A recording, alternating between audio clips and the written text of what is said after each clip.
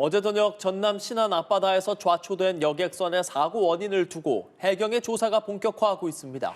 해경은 사고 당시 조타실에 있던 제1항해사와 조타수를 중과실 치상 혐의로 긴급 체포했는데요. 현장에 나가 있는 취재기자 연결해서 자세한 내용 들어보겠습니다. 엄승현 기자. 네, 목포 해양경찰서에 나와 있습니다. 조금 전 이곳에서 해경의 사건 브리핑이 있었는데요. 해경은 퀸 제누비아 2호가 좌초 사고 당시 조타실에 있던 제1항해사와 인도네시아 국적 조타수를 중과실 치상 혐의로 긴급 체포했다고 밝혔습니다. 특히 제1항해사의 경우 초기 경찰 진술에서 변침 조작이 늦었다고 진술했습니다.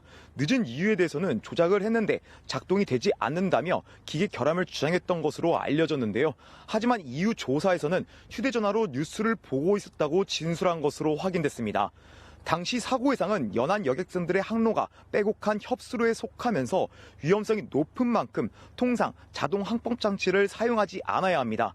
해경은 제1항해사가 자동 항법 장치를 수송으로 전환하지 않으면서 사고가 발생한 것으로 추정하고 있습니다.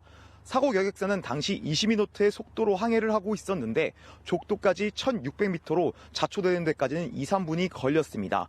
또한 해경은 선원법상 협수로 등을 지날 때 조타실에 있어야 할 선장도 의무를 어겨 같은 혐의로 입건하고 오늘 낮 1시부터 국립과학수사연구원, 한국선급과 함께 합동 감식할 계획입니다. 특히 긴급 체포한 제1항해사와 조타수의 경우 조타수에게 구속영장을 신청하고 휴대전화를 압수했습니다. 이들이 사고 발생 당시 휴대전화를 사용하고 있었다고 진술한 만큼 이 부분이 사고의 직접적인 원인으로 보고 항적과 휴대전화 사용 기록을 대조할 계획입니다. 아울러 선장에 대한 신병 처리 여부도 검토할 계획이라고 전했습니다. 지금까지 목포 해양경찰서에서 연합뉴스 TV 엄승현입니다.